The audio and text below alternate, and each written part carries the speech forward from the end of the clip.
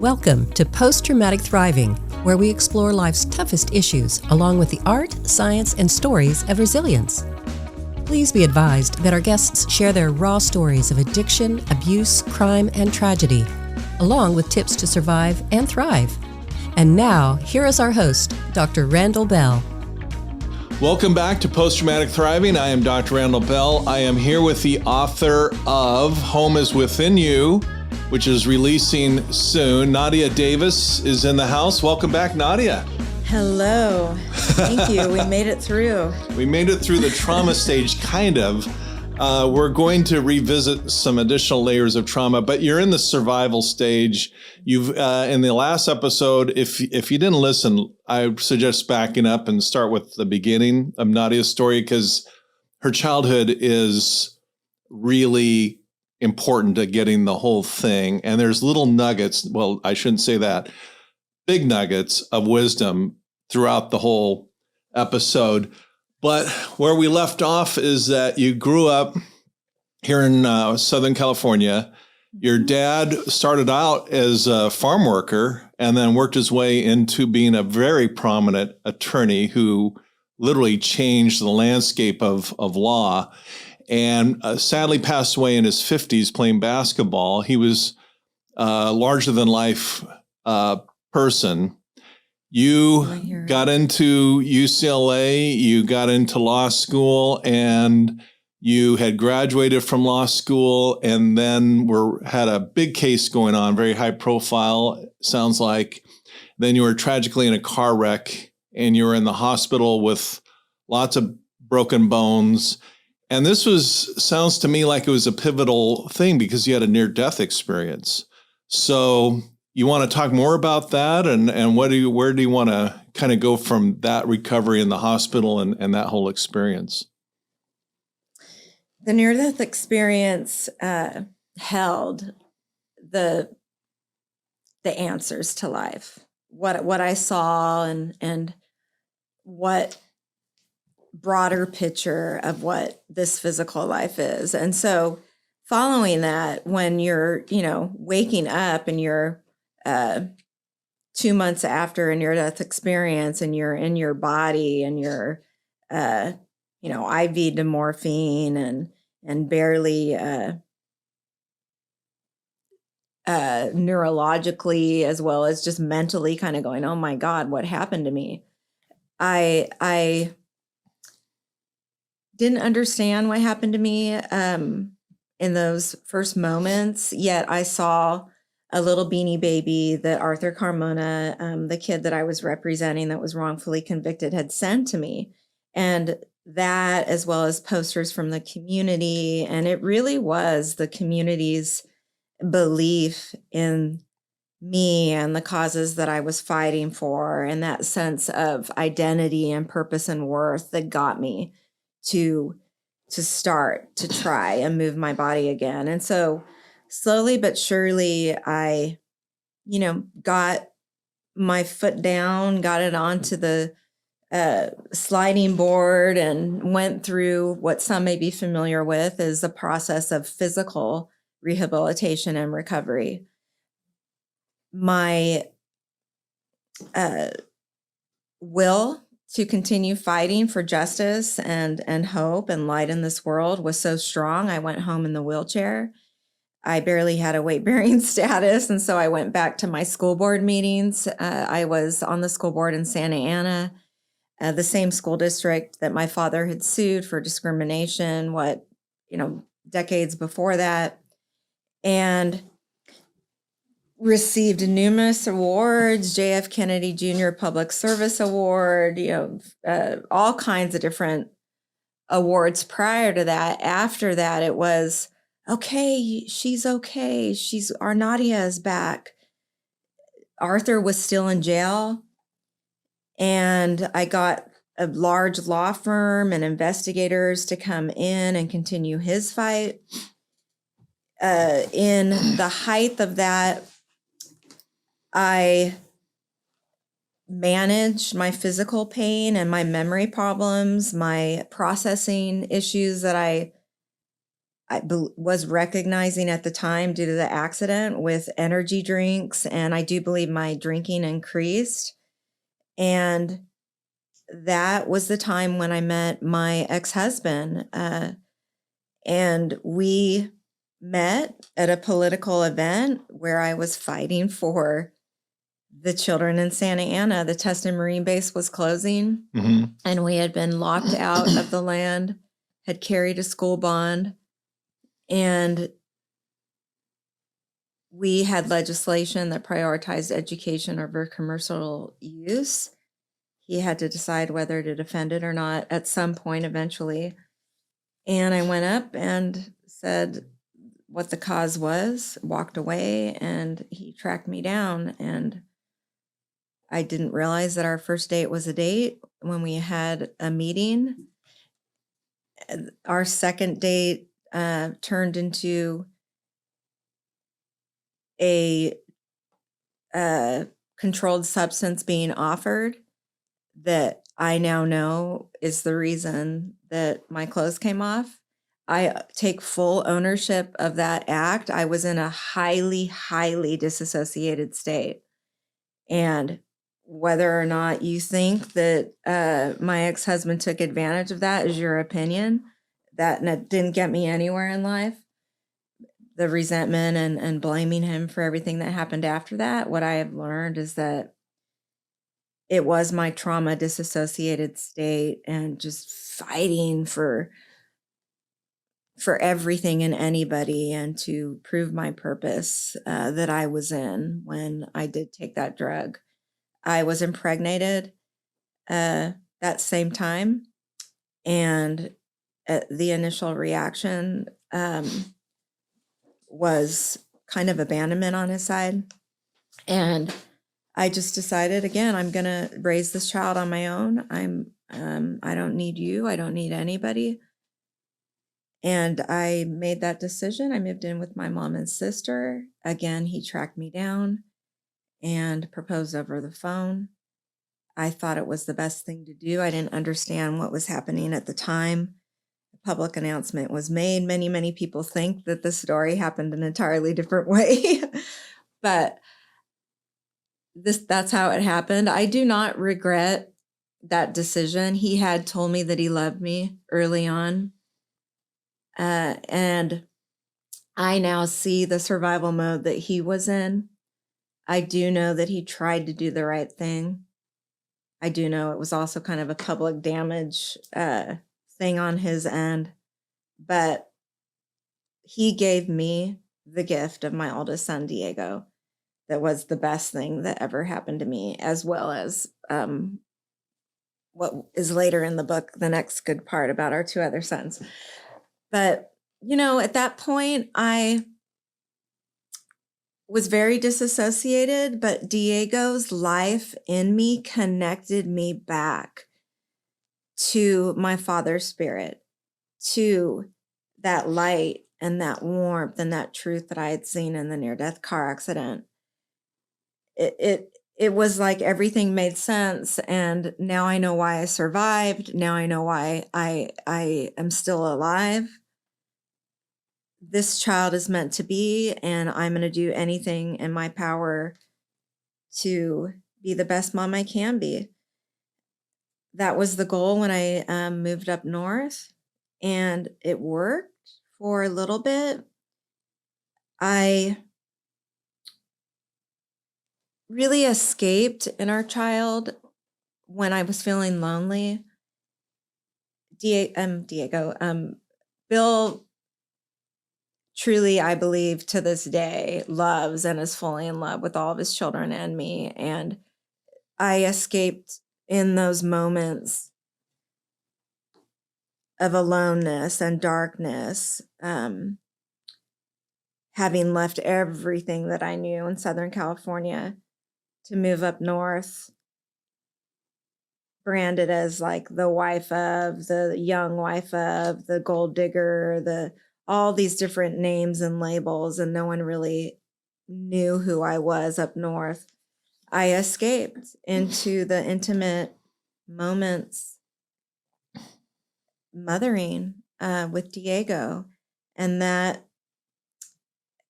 kept me going until I had a calling for the cause when he started school. I wanted to work again. So what I did is I started working for a local attorney on some of the Catholic priest molestation cases. That led to eventually working for one of my heroes, Nancy O'Malley, the former district attorney in Alameda County, a staunch national hero of victims' rights. She wrote the foreword in the book. I had the honor of working for her and heading up the Alameda County Family Justice Center. And I would say it was, when Diego started preschool through about the age of 8 or 9, so 5-6 years, where I was managing flashbacks, chronic pain, the triggers that it causes. I began managing alcoholically and preparing myself to and not express those concerns, not express the loneliness, and kind of play a role when Bill came home. The longest time he was ever away from us was maybe 48 hours. I mean, he really, really made an effort to not be from us. He hadn't had a family. He hadn't had a normal life before we came into his life. And so I loved being that role, and Diego and I just like filling that hole in him. And I saw, very much the untreated trauma in him. And so anyways, just this kind of life set in.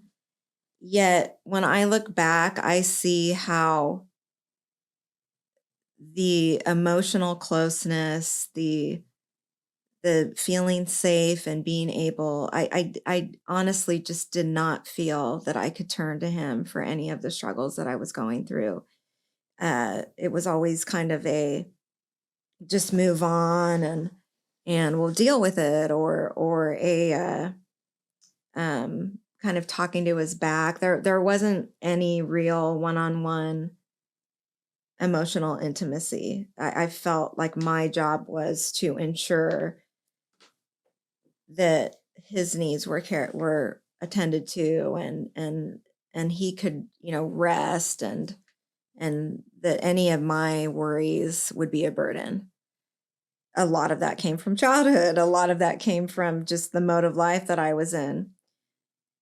When I started having severe chronic pain and flashbacks, there were a couple of moments, however, that were interactions with him that were quite startling. One of them was a flashback from childhood from the doctor, and he reacted in a way where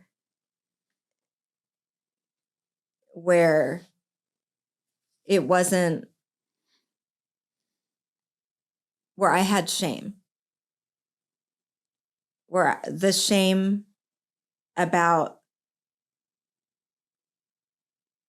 it was such a vivid flashback that the first ever in my adult life, ever, from the point of 6 or 5 to the point of, how 38, 36.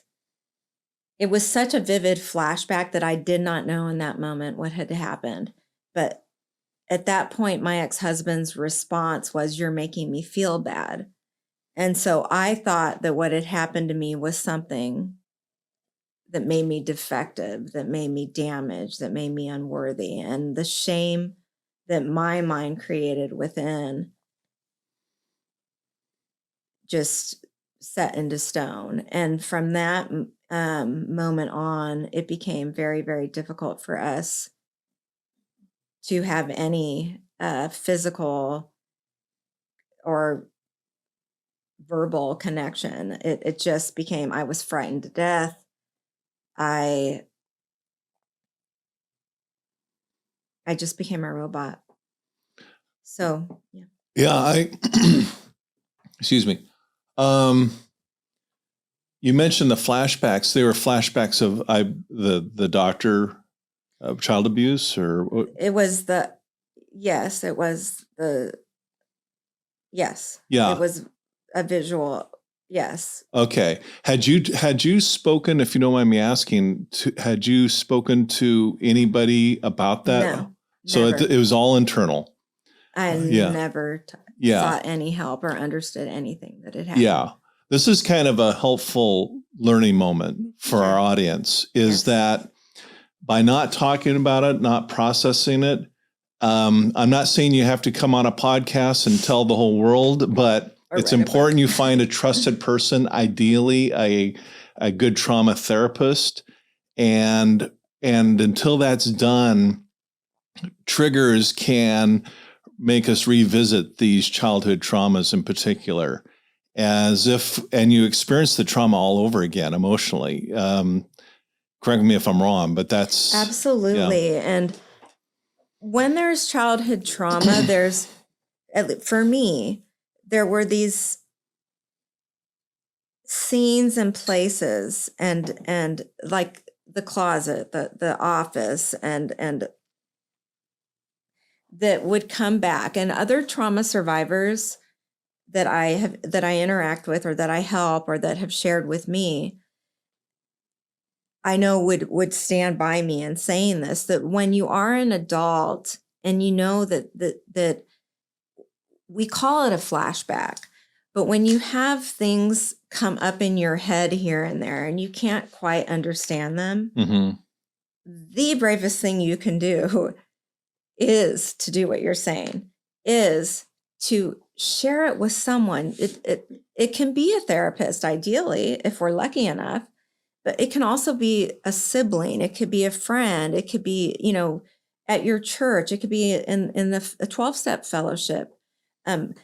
It's just putting it out in words, and that reaching out for help will open a box to the human connection will be created, but it'll open a box that demystifies it, right? That gets it out of your head, and that gets it out of this locked state and how our mind is trying to interpret it. And really that's what happened later in my life. But you make such a good point that, we can reach out to a therapist, but we can also just say, you know what, this thing keeps coming up in my head, and I don't understand why. It can be to anybody. Yeah. And is the most courageous thing we can do. Yeah. And the other thing I would say is, if you're not at a point of telling somebody, journal it, write it down. Right. Yes. And have a conversation with yourself, but don't bottle it up inside. That is never a successful strategy long term. It just doesn't happen. And I see it over and over again. And I appreciate your talking about it, because the whole point of this whole thing is to help people. Right. And, when in the prison system, you hear guys, they committed horrible crimes. There's no question about it. And they admit it. But the backstory of the horrific childhoods they came from they're just off the scale, of watching their mom pimp their sister out for drug money. I mean, just the ugliest thing you can ever imagine human beings who was doing. Asking about them and what happened to them. Yeah. And why they're responding the way they are with crime. Yeah. Yeah. I appreciate that you're seeing them for whole people. Yeah. And I appreciate your sharing your story, because it just, these conversations help people. It's just that simple. So thanks for letting me kind of interject that conversation a little bit, but go ahead, please, with your story. Looking back, I can see now what was going on, and reflecting back, yet it it became such a disconnected and lonely and desperate and dark place in the house, in that shame, unable to even say, like what we were just talking about. This memory came into my head, or I don't understand this, and you know, that the level of disassociation was so heightened. At the same time, I had taken my brother in, who had some struggles with his own mental health, and I had a full-time job heading up the Alameda County Family Justice Center, saving others, and the timeline may be a little off, but all of these things were kind of happening at the same time. The disassociation was building. I was saving people, and I loved my job and I wasn't saving people. The frontliners were saving people. I was helping the frontliners to save people, and the physician at the Family Justice Center. I had taken my brother in, who had his own struggles. I somehow before that, it was probably about 6 months or so prior to finding out that I was pregnant, that we took my brother in. After that, our child stopped growing in me. My brother, so we lost a child. My brother struggled so much with his own mental health that he ended up attempting to take his life under our roof. I did find him and felt responsible. And around the same time, this was within, maybe 9 months, 10 months, I found out that Arthur Carmona was struck and killed, and he had been freed. He was freed about a year before Diego was born. And so I couldn't keep up. I just couldn't keep up. So in the heightened disassociated state at home, the brother, the child, Arthur, somewhere in me, I had the will to reach out for help. Somewhere in me, I believed in what I had seen and my Father's Spirit. There was a calling always in me for the light and the truth and hope. And I reached out as I was running for county supervisor. I knew my drinking had increased. I knew the loneliness was getting so dark and the chronic pain was getting so bad, all manifesting, together. I went to Kaiser for help, and I was getting the help that I needed after I had won the primary. And that was where I met a gentleman that fit and manipulated and defrauded that exact place of need and desperation and depression and darkness that I was in at the time. And that was absolutely the most devastating trauma that I've ever experienced, is what that man did to me and my family. So that's kind of correct me if I'm wrong, but all-time low. Is that fair? Yes. Yeah. Okay.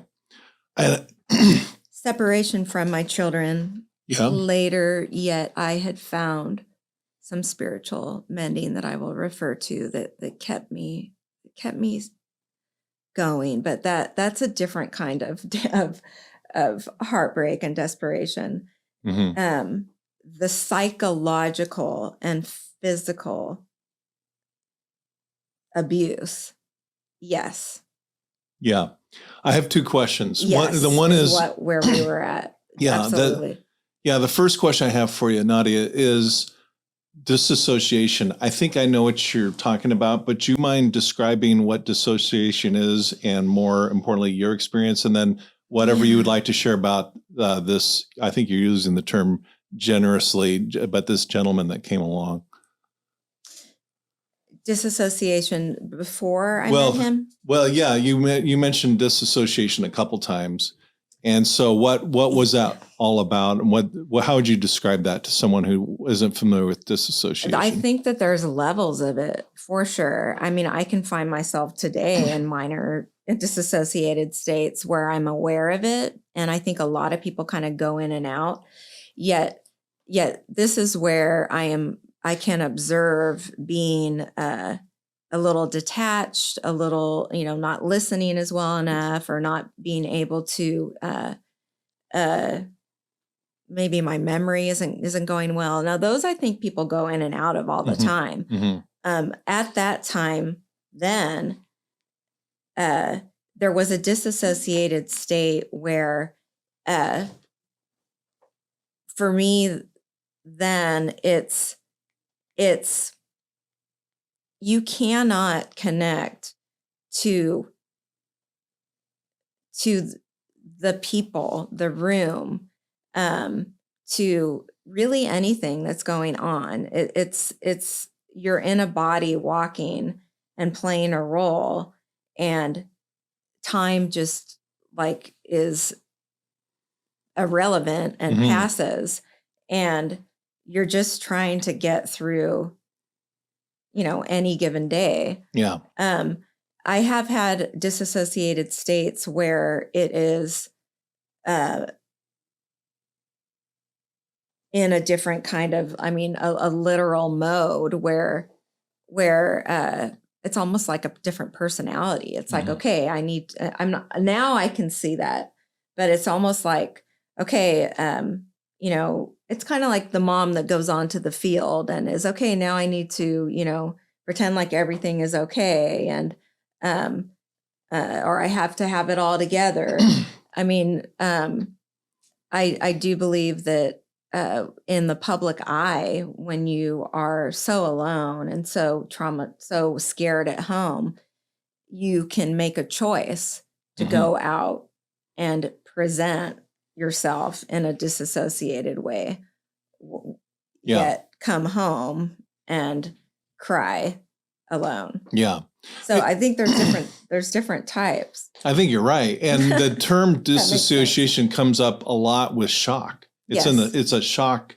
It's a reaction to shock where nature is taking you kind of mentally and emotionally away from where reality resides as kind of a protective measure. Right. And even though the trauma might have happened years ago, even decades ago, disassociation is kind of that trauma response where even though the trauma isn't present right now, it was years ago, we're triggered in such a way that the cortisol is secreted, the adrenaline is secreted, we go into a fight, flight, freeze mode, and this is disassociated is more in the freeze mode where we just freeze up emotionally in the hopes that the lion chasing us doesn't see us. Right. And so there's this disconnect between our reality, which may not encompass any actual trauma, and our mental state, which is reliving this whole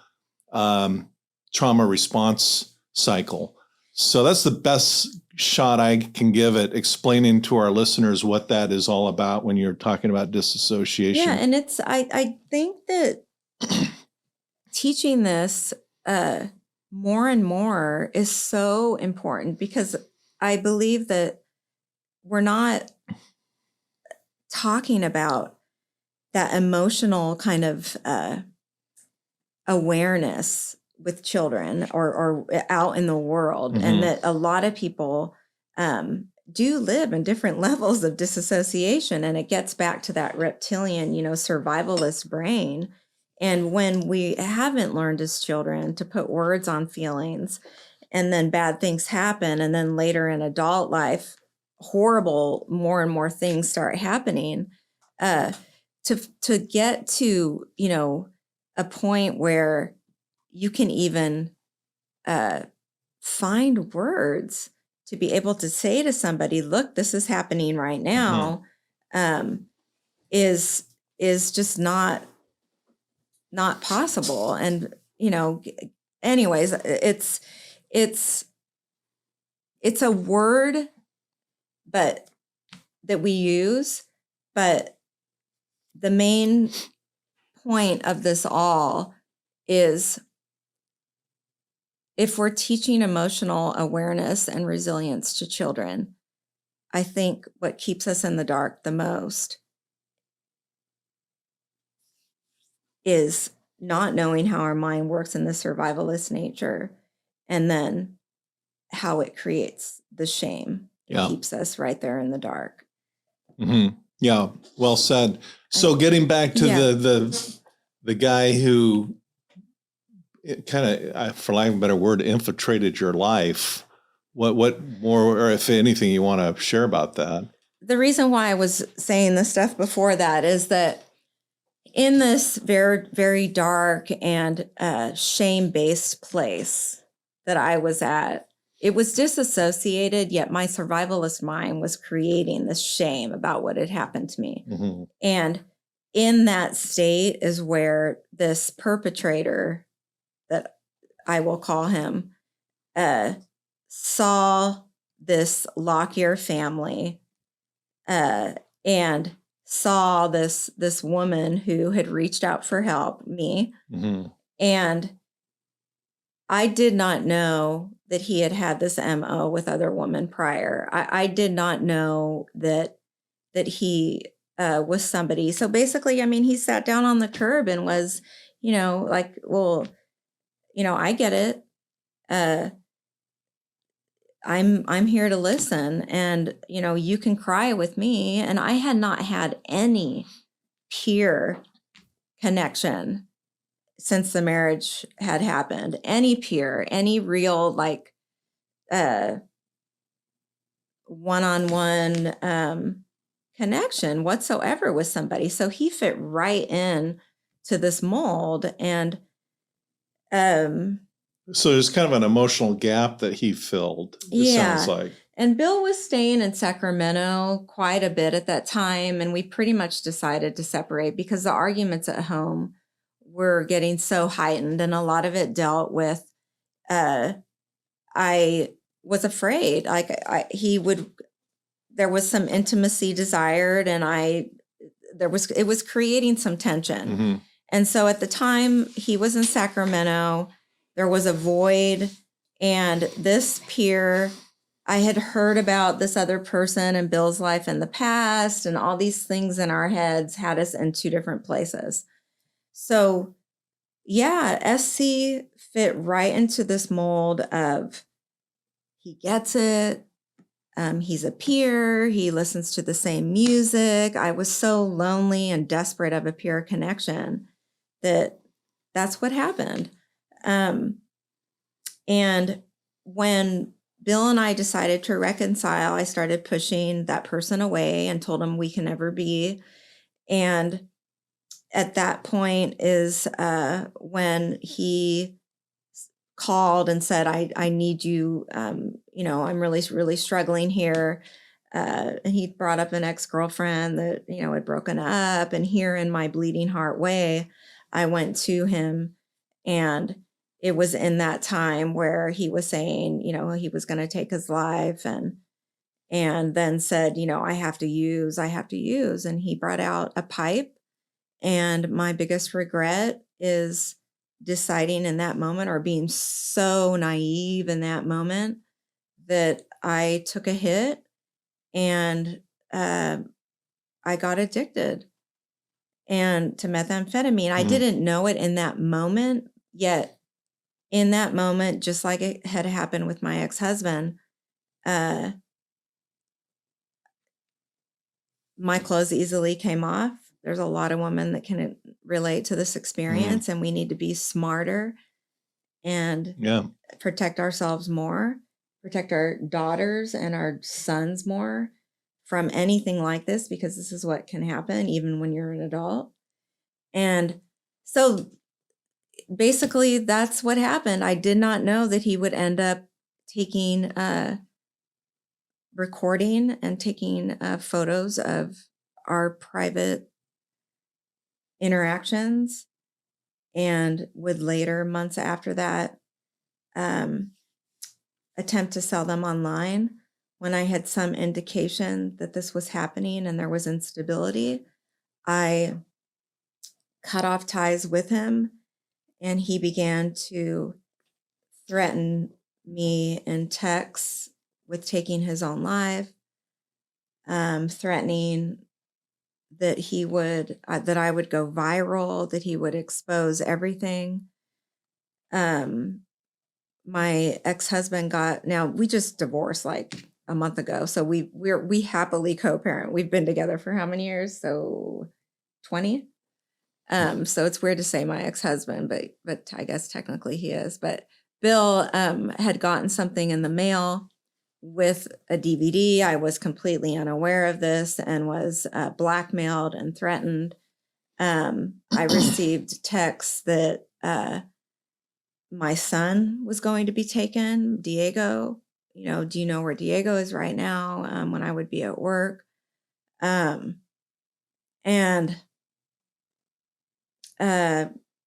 it just kept going on and on and on and on. And at the time, I had a full-time position. I was a mom. And I had no idea where to go to help. Here I was, a county supervisor, the one that was carrying on the public safety committee, the victims' rights and juvenile justice efforts of the county. Yet I did not know how to get help myself. I didn't understand what was happening. Like I couldn't make sense of it. And I do believe that was this person's goal. Yeah, MO goal. Yeah. And I don't think he worked alone. It was just so overwhelming. It sounds like a whole different level of predator. I mean, yes, very much so. It was so overwhelming. And so what I did, basically was I reached out to Bill. Bill would get angry. And in that desperation, Bill called and said, this is kind of the epic assault was really, really, really the most violent, the most psychologically, physically, emotionally harmful thing as an adult that took years to recover from. Bill ended up calling and asking if our bank account had been accessed. It hadn't, yet this person was accessing it. And he said some cruel words in this phone call. I had Diego with me. I didn't feel safe to go home. I ended up getting a separate place to stay in my district. That man was tracking my phone and tracked us down and showed up. And I believed that he was the only person that could help me stop what was happening to me. In those moments, he said, I can make this stop. I believed him.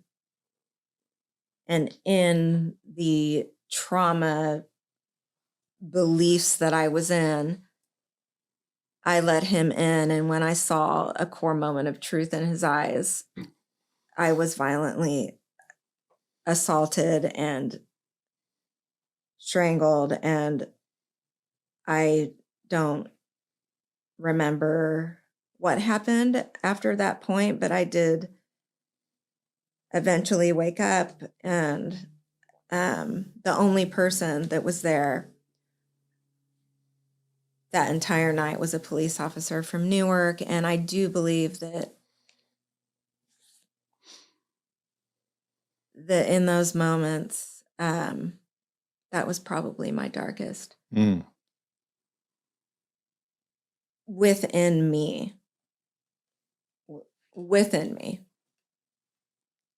Thereafter, I was led to suicidality by the way that the press covered it.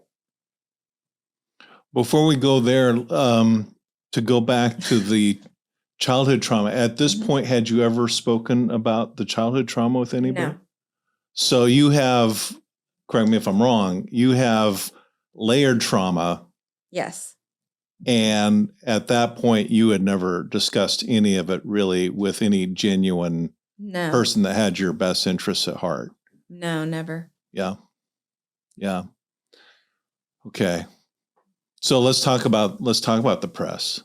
Yeah. So I thankfully Nancy O'Malley and another victims' rights advocate came to my home after the assault. And Bill was there in the home and was there for Diego and I, and was, you could have been killed and you need, let's get you some help and protection. And so Nancy O'Malley was the one who came to the house and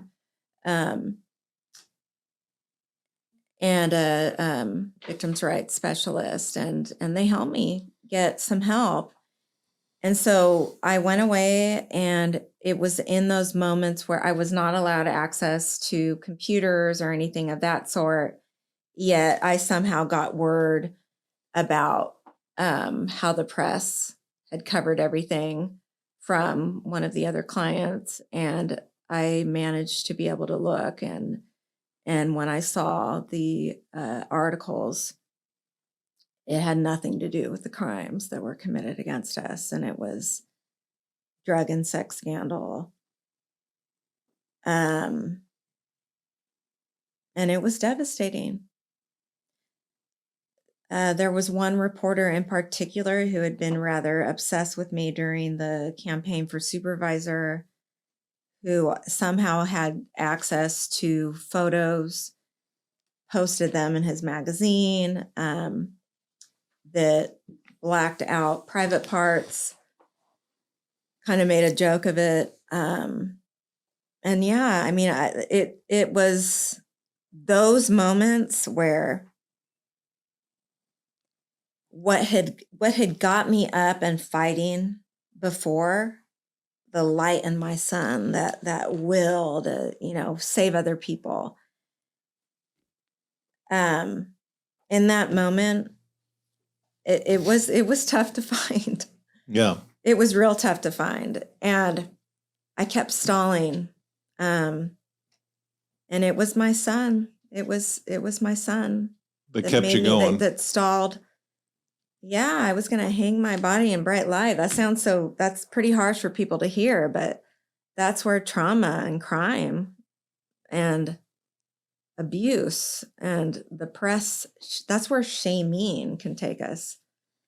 And when we don't, see the whole person and what they've gone through, and just simply make hurt, make pain a scandal. So, okay, my son, I did not attempt to take my life at the time. What I did is I got out, and the press continued. It was awful. It was just some of the press, they were covering things like from beginning to end. There was one reporter that made it a scandal, but I couldn't get any privacy. So I took my son and took off down, left everything, resigned, and took my son here to family in Southern California. Mm-hmm. Let me ask you. Plan on rebuilding a life and just getting away. Yeah, you escaped, everything that basically. was said. I needed to get to like the indigenous land and my father's spirit and something in me that, again, it was like that home, that light, that truth. Yeah. That I had. So from your childhood to this point where you escaped, if you will, back to Southern California and connected with your father's memory and your home. Mm-hmm. At this point, you still had not talked about the whole array of traumas with a qualified person. No, I had touched upon it a little bit for the month that I was at Bayside Marin, by the way. They're great. Mm-hmm. And they wanted me to stay longer. She explained the dyadic abusive relationship. But no, I had barely touched upon. Yeah. But no, I did not dive into any of that. Yeah. Ever. So what advice do you have for a parent to pass on to their kids, the new generation, the grandkids that I have, from all of this? What kind of advice for conversations would you pass along? For our children? Yes. About trauma? Yeah. I tell my children all the time that they are not bodies, nor the thoughts their mind makes. In their way, they don't understand what that means. That's an adult thing to say. But I think the most important thing is teaching them to put a name on their feelings. Mm-hmm. You can't teach children trauma awareness, but you can help them feel safe with themselves and with others with their feelings. We don't learn any of this as children. And a lot of the work that I do is in living the work with my children is our core innocence is always there. It's the essence of the spirit. And I can't, teach them how our mind works, but I can say, look, you have a choice between love or fear and judgment. And your mind is kind of over on this side.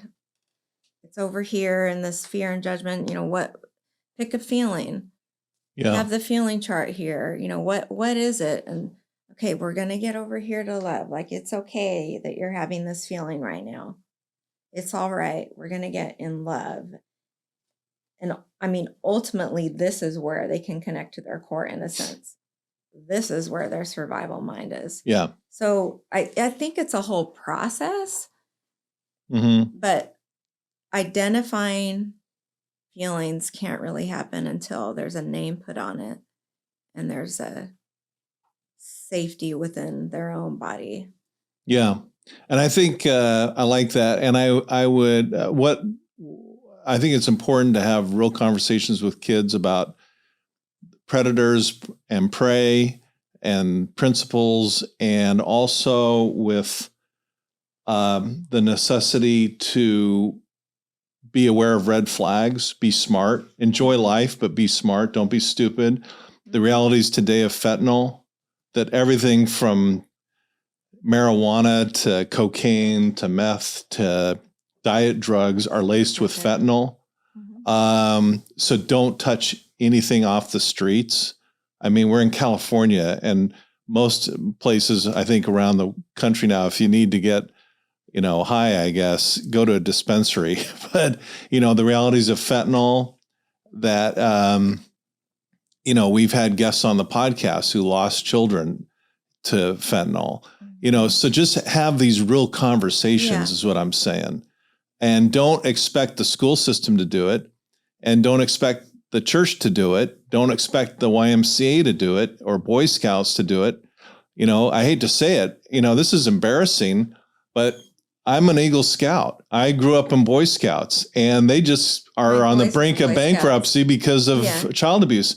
That never affected me or anything that I ever saw. And I was a Boy Scout leader later, but I took my Eagle Scout award off the wall, and I think I threw it away. I mean, I was just so disgusted with these organizations that are supposed to be for the benefit of kids that are actually dangerous. Yeah. And, but just be real with the kids, and have the kids can handle, I think, a lot more than we give them credit for. Right. And be real, talk about this stuff. So. Yeah. And sometimes I think we overcomplicate it in terms of it's just the most powerful times I've had with my sons is getting down to their level. And regardless of what's going on, it's just saying to them, because I have 7-year-old twin boys and then the 19-year-old. And, you know, it applies with both of them. Diego, my oldest, is able to do this with his little brothers. But sometimes the simplest thing, like, if anyone ever hurts you, you know, I believe you. It's just like looking them in the eye and sitting down and being like, name the feeling. You know, I believe you. And creating that space where they can be vulnerable. You know, I've learned the hard way that what we feel vulnerable about is what we feel, what we learn shame about or in ourselves. And so if they're learning to not have shame in or about a feeling, vulnerability is not a scary thing. So it starts with like looking them in the eye. For me, it starts with looking them in the eye, putting the name on the feeling, creating that human connection. Then the word predator they might understand it, but like then they can say somebody's hurting me. I just feel like creating that human connection and that safe, secure attachment is where the change will happen from the get-go, from the initial first human interaction as parents that we can have to change the world. Yeah. Yeah. Nicely said. So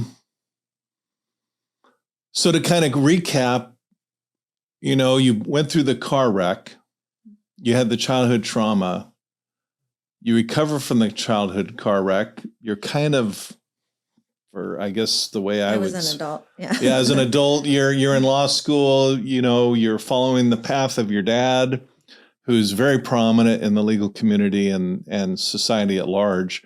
And then you're kind of maneuvered, for lack of a better word, into a marriage that didn't turn out for what, you know, we all hope for with a healthy marriage. Then a guy comes along.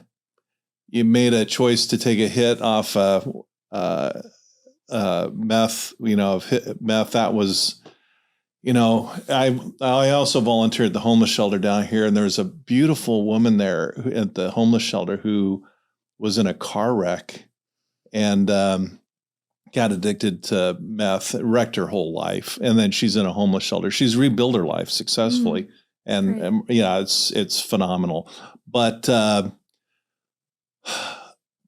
you know, you went through all that, then you run into a guy who's just evil to the core. Honestly, it sounds like, who manipulated his way into your life, you know, with extortion and just crazy stuff. And then the media comes along and to get ratings and everything else exploits it.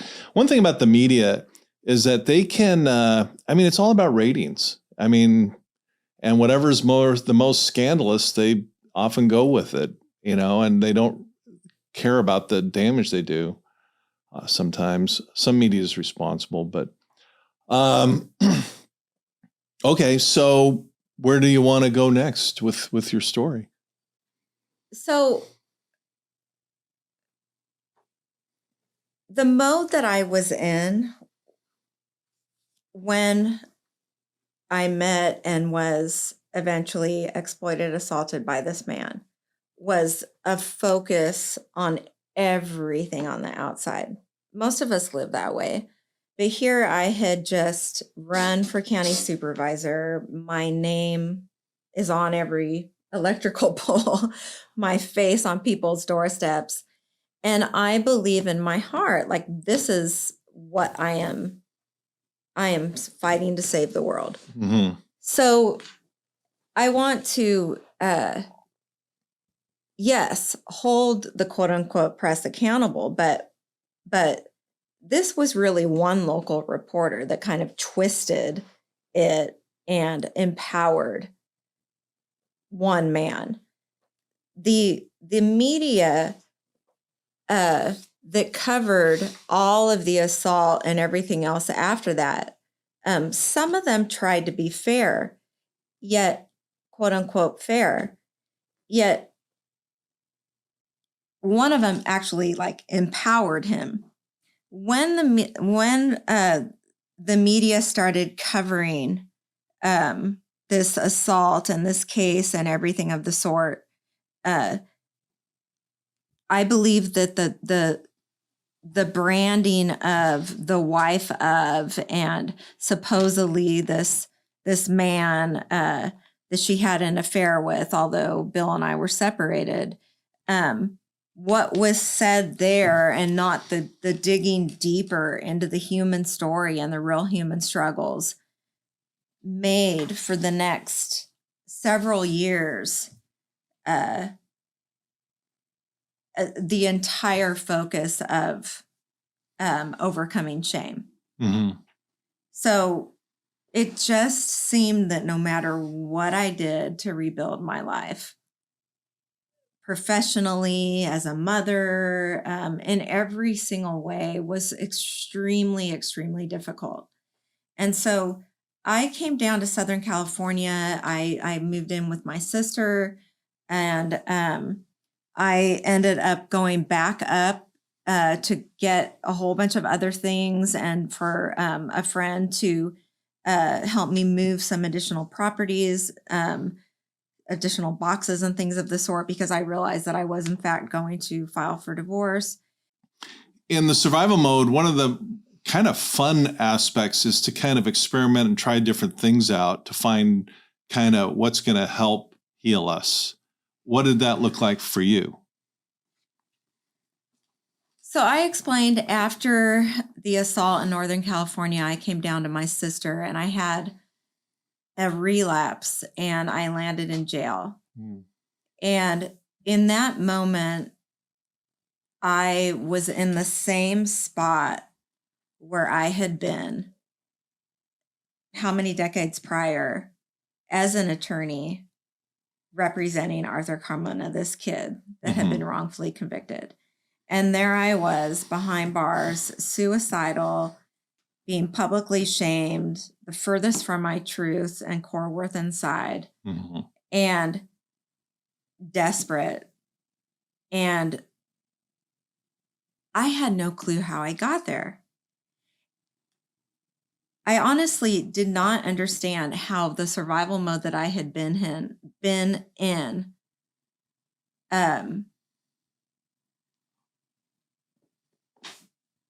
like the level of pain and the level of shame and the level of truth that was being denied on the outside and that I did not see within me was so deep in those moments there while I was at Santa Ana jail. What happened was Al Stocky, the closest thing to my father, came on that day and he looked me in the eye and he is like, I'm going to help you through this. You can get through this. What I did not know was that it would begin a 10-year journey, like right straight back to my truth and to my father's spirit and to everything that I experienced and saw as truth in that near-death accident and everything today. If I had known it would be that layered prior, I wouldn't have not understood all the blessings and all the different learnings that are combined today and what I do. But that really, truly was the pivotal changing moment. I began, so I want to share, I'm living the work, and a lot of stuff that I'll reference throughout that 10, now 11, 12-year journey is stuff that I have had like the blessing of learning that has helped me to survive and then get into the thrive stage. Some of it is 12-step recovery. Some of it is A Course in Miracles work. A lot of it is from references to Kundalini Yoga, Eastern teachings. And a lot of it is the trauma recovery tools that I now use every day. Mm-hmm. Yet most of it definitely comes from the mindfulness and the grounding and the more just conscious way of living as a mom that keeps me accountable today in every single way. So all of that said, back yonder, I first began in a treatment center, a mandated treatment center for a year. This was in 2013, 2012, 2013. And yeah, that was needed. That's great. We got to start with physical sobriety. And, you know, I don't like it when I say, please forgive me for saying, if that It's for all how right. many times that I have It's okay.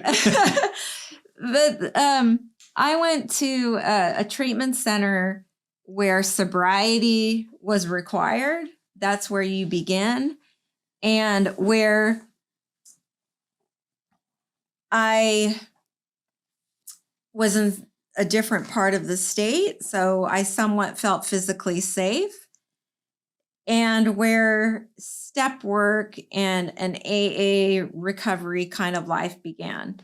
Now, at that time, I was separated from my oldest child, which broke my heart. To this day, I don't understand why there are still not enough options for moms that are struggling with mental health. I mean, chronic pain, for God's sake, mental health and addiction. I had a will in me to go and get help for any one of those things prior to any of this happening somewhere, especially the chronic pain and when I started managing with the drinking. But I didn't know where to go, let alone if you're in the public eye. So a part of me felt like I felt I was damaging my son when I was sent away to get help. I felt that it was making all of the situation that much more worse. So while I had physical sobriety, I was eating away with shame as a mom. I was deeply concerned about my child and went about in this, I'm going to approach recovery and sobriety in that same survival fighting mode. Nowhere getting deeper into the issues. Nowhere diving deep into the trauma and the real healing work. I would say it was like that for a good couple of years in my initial stages of sobriety or recovery, I should say, healing. When I got Bill moved from Southern California down here, I initially was going to leave him and separate him and have Diego full time. He kind of maneuvered his way back into our living situation, and I had a lot of guilt. I had a lot of step work that I had done where I had to accept his responses to a lot of things. And so my step work kind of had me in a good place of working through some of this forgiveness and acceptance. We reconciled. I had about a year or so of trying to recreate my professional life.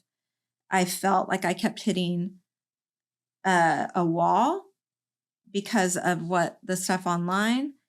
What, again, I did not know yet up until that point was that what was said and what was done to me was not the truth.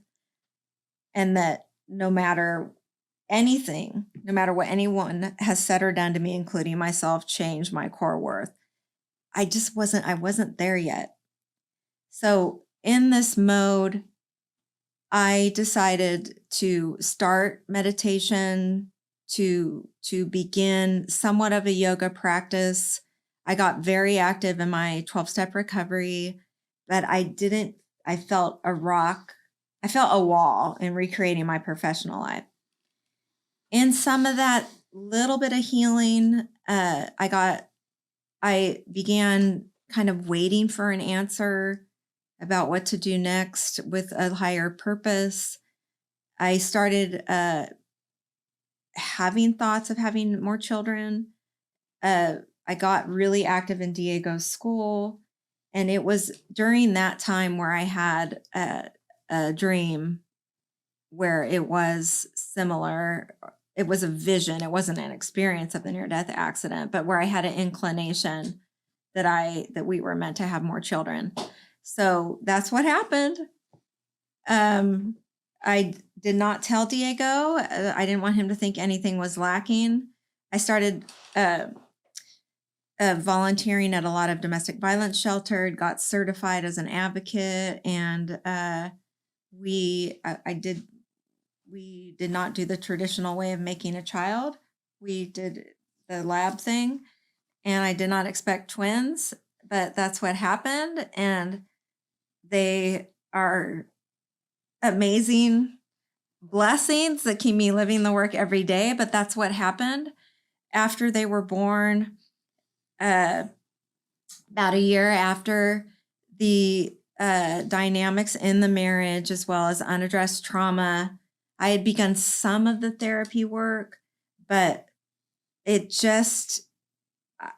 had begun some of the therapy work, but I hadn't done the hardcore EMDR. I went to Dee's house it was probably 7 years ago, and met Mary and Paul. And Mary and Paul said to me, this is a year before the twins. She said to me, she said, Nadia, you are not a body, nor the thoughts your mind makes. And I was offended. But when she said that to me, that was the beginning of the journey of realizing what my true self was. And I was exposed to Kundalini yoga at the time, and I began learning to feel safe in my body with the breath work. Mm-hmm. And I would say the real, true healing and returning to my true self began at that time. Cool. How long ago was this? So let's see, I went to Dee's house.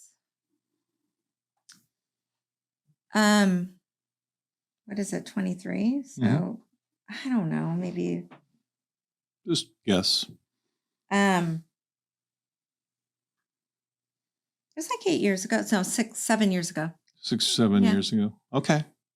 So when was the first time, and there's a reason I'm asking this question, when was the very first time you told another qualified person, a trusted person, about the childhood abuse? It was Kimmy Hunkel, who's in the book, and that was like literally 7 years ago.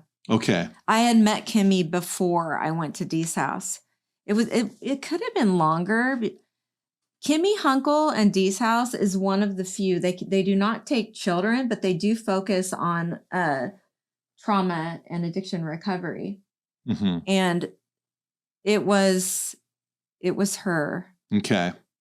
See, I'm sorry. Now, in a little bit more vulnerability. In step work or in treatment, you have to write a timeline. Mm-hmm. That's not telling somebody about trauma.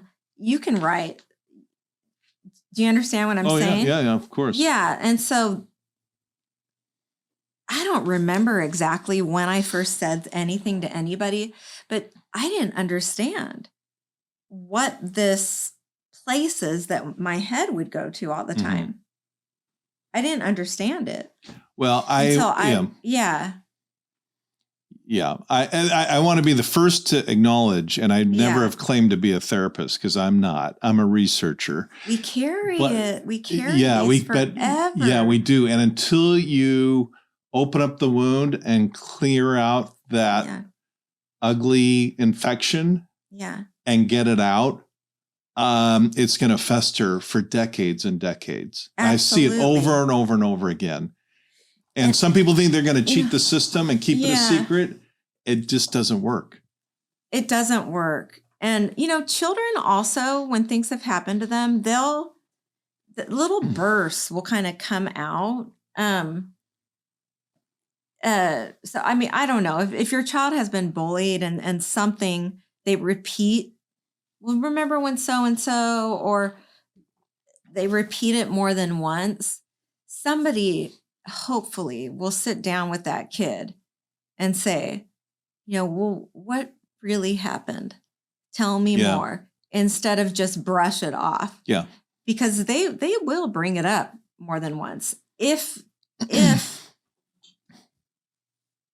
it's not such a bad trauma that was hidden and repressed as much as others are, like mine was. Yeah, I'm with you 100%. If somebody mentions it, oh my gosh, grab onto that and sit down and ask that kid, tell me more. You know? Yeah.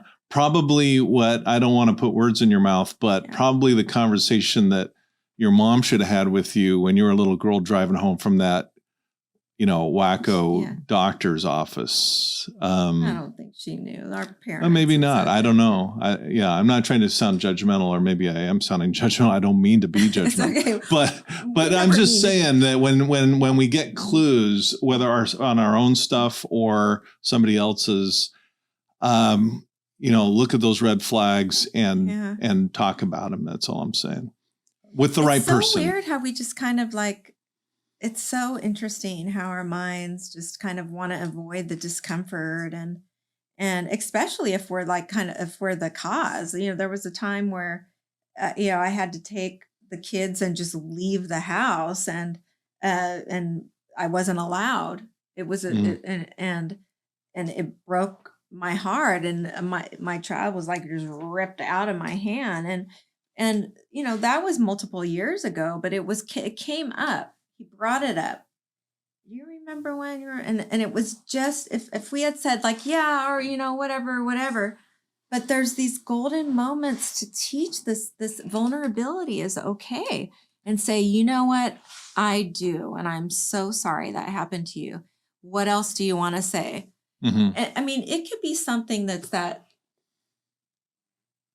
significant or more significant, or just the bully in the bathroom. Yeah. And I'm just going to add one more little. Brush them off. I'm going to add one more teaching moment. We're going to come back and jump into thriving. But if you're the person being talked to, the one thing I've done right, and I can point out lots of things I've done badly, but in my career where I'm dealing with trauma, or where I'm dealing with disaster recovery projects coast to coast and around the world on a daily basis. What you've done that I read. It's been a journey, but I meet people, and because of the agreements and the licensing and the professional ethics, I'm not allowed to discuss the stuff I hear, and people know that.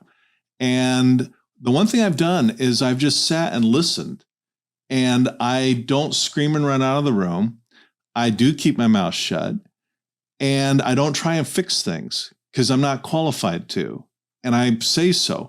But just being a person that people can unload on.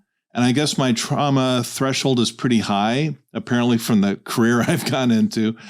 I see the sense of relief on people's faces when they've shared with what they've been through. And so if you happen to be that person, that's kind of my I don't know if it's the word's gift, but it's the thing that I kind of do on these projects, because I've had people go through every imaginable thing, from school shootings to rape to murder to mass suicide to terrorist attacks.